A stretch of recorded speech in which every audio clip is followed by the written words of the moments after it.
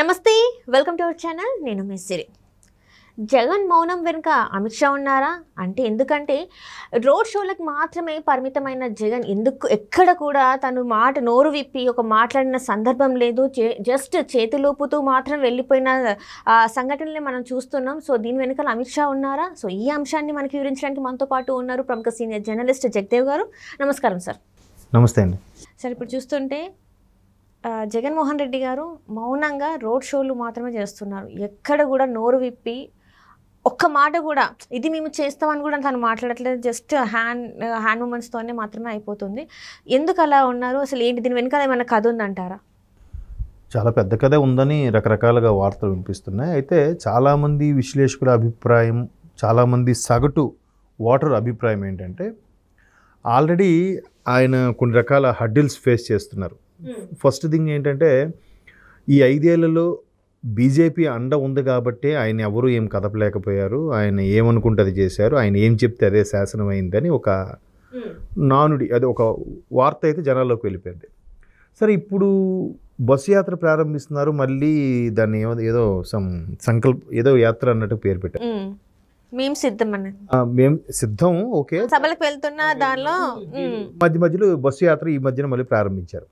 ప్రారంభించినప్పుడు ఏం చేశారంటే, మొదటి రోజే మీరు అబ్జర్వ్ చేస్తే కొంతమంది ప్లకార్డులు పట్టుకొని కొన్ని రకాల సమస్యలతో ఎదురయ్యారు ఫస్ట్ విలేజ్కే.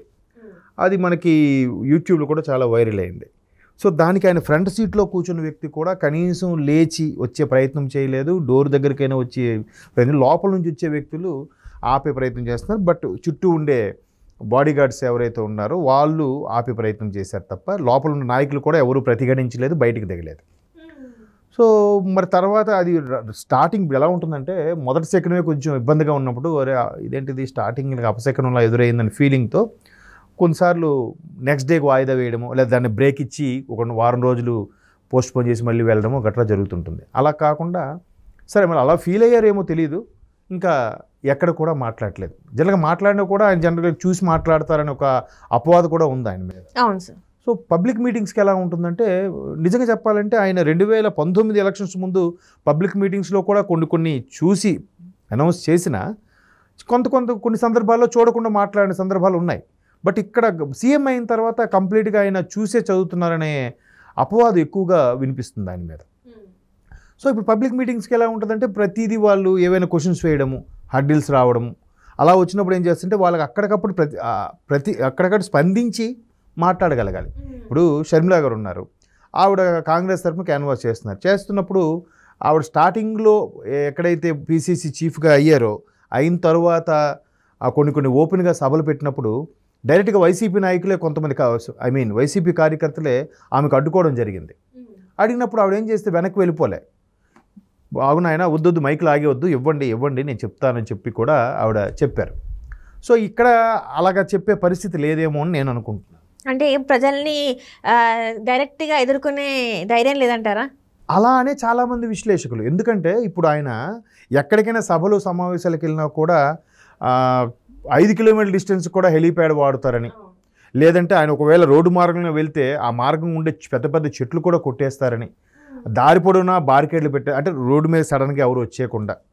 ఇది ఈ రోజు కూడా జరిగినట్టు మనకి వార్తలు వచ్చాయి. ఆల్రెడీ కూడా చెట్లు, కరెంటు తీగలు అన్ని కూడా కట్ చేసేసారని చెప్పేసి మనకి. కేబుల్ వైర్లు మ్యాక్సిమం జనరల్గా ఈ ఇంటర్నెట్ సప్లై చేసే వాళ్ళు పవర్ సప్లై వాళ్ళు చేయరు, కానీ ఎక్కువగా ఈ కేబుల్ కనెక్షను లేకపోతే ఇంటర్నెట్ వైర్లు ఏవైతే ఉన్నాయో వాటి రిలేటెడ్ ఎక్కువగా కట్ చేసేస్తుంటారని చాలా సందర్భాలు విన్నాం. ఇప్పుడు ఆయన అది ఆనవాయితీ అయిపోయింది. ఆయన ఎక్కడ క్యాన్వాసింగ్కి వెళ్ళినా, ఎక్కడ సభ పెట్టడానికి వెళ్ళినా వీళ్ళందరూ అరే కట్ చేసేస్తారా, సరిగా ఉండాలని చెప్పి దానికి సంబంధించిన కార్యకర్తలు కార్మికులు ఎవరైతే ఉంటారో వాళ్ళు కాచుకొని ఉంటారు. అది వేరే స్టోరీలేండి. సో ఇట్లాంటి సందర్భాల్లో ఎందుకు ఆయన ముభావంగా ఉంటున్నారు, సరే ఇంకెందుకు వాళ్ళని అడ్డుకొని ఫేస్ చేసి ఒకటి అడిగితే ఒకటి సమాధానం చెప్పి దొరికిపోయి మరి కాస్త ట్రోల్స్కి అవకాశం ఇచ్చేదానికన్నా ఎక్కడికక్కడ పప్పించుకొని ఇట్లాగా అభివాదం చేస్తూ వెళ్ళిపోతే మంచిదేగా. ఇప్పుడు గతంలో కూడా చాలా సందర్భాల్లో మనం ట్రోల్స్ చూసాం. కొన్ని హంద్రీనేవా కాలుకు సంబంధించి వాటర్ ఉన్నప్పుడు కూడా అక్కడ జనాలు ఎవరు లేకపోయినా ఈయన ఊరికే చెయ్యి ఊపుతూ అభివాదం చేస్తున్నారన్నట్టు కూడా కొన్ని వీడియోస్ వచ్చాయి. మరి ఎంతవరకు వాస్తవం మనకు తెలియదు కానీ.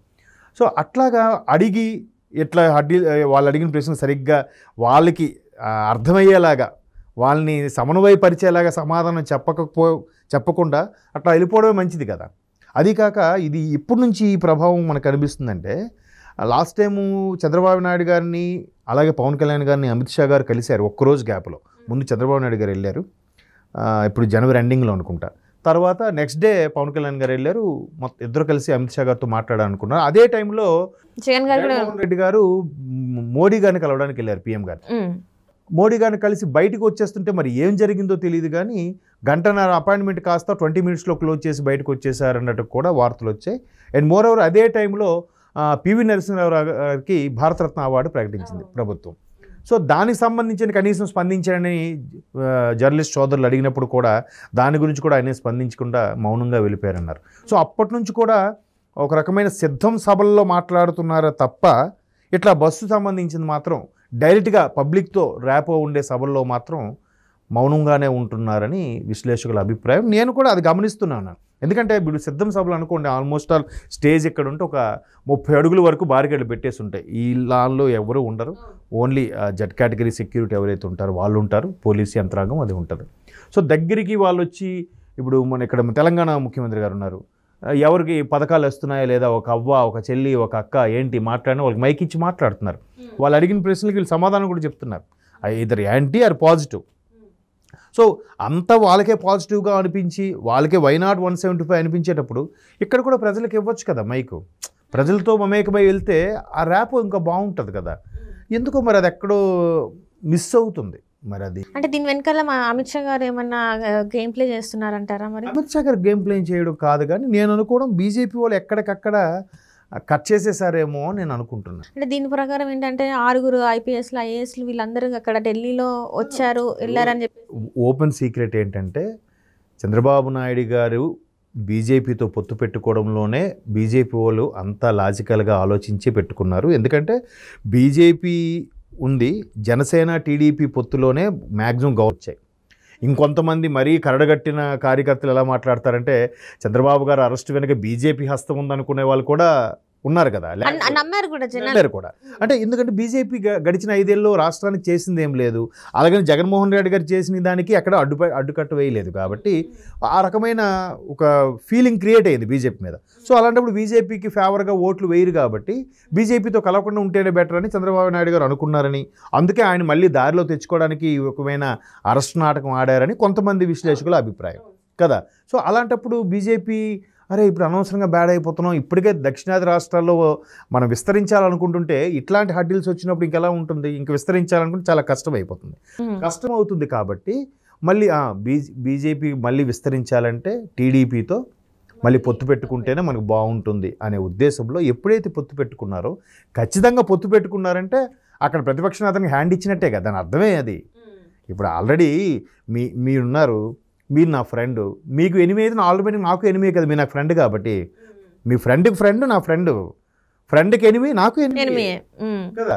సో అలాగా బీజేపీ ఒక రకమైన మెల్లిగా స్ట్రాటజీ ప్లే చేసి టీడీపీ జనసేనతో అలయన్స్ పెట్టుకుంది. కాబట్టి అప్పటి నుంచే ఈ ట్రాన్స్ఫర్లు అయితేనేమి, అధికారులు మార్పిడి అయితేనేమి, అధికారాలు ఎక్కడెక్కడ ఉన్న కోసివేత అయితేనేమి, ఎన్నికలు కూడా అమల్లో ఉంది కాబట్టి ఇంకా ఎవరి అధికారము చెల్లదు. ఇప్పుడు నామమాత్రము ముఖ్యమంత్రిగానే ఉంటారు మళ్ళీ ఎలక్షన్ అయిపోయి కౌంటింగ్ అయ్యే వరకు కూడా కదా, ప్రమాణ స్వీకారం అయ్యే వరకు కూడా. సో మేబీ బీజేపీ పెద్దల్లో main key role Amit Shah గారు కాబట్టి ఆయన పేరు ఇలా తెర మీద ఈ విధంగా వచ్చి ఉండొచ్చేమో. దాన్ని ఇంతగా మనం అనలైజ్ చేస్తే దాని అర్థం ఇది అనమాట. అదే రేపటి రోజున మరి జగన్మోహన్ రెడ్డి గారు మరి ఇంకొక సభల్లో అంటే ఈ రోడ్ షోలలో మరి నోరు విప్పుతారో లేదా అనేది మరి ముందు చూడాలి. Okay sir, thank you so much. Thank you.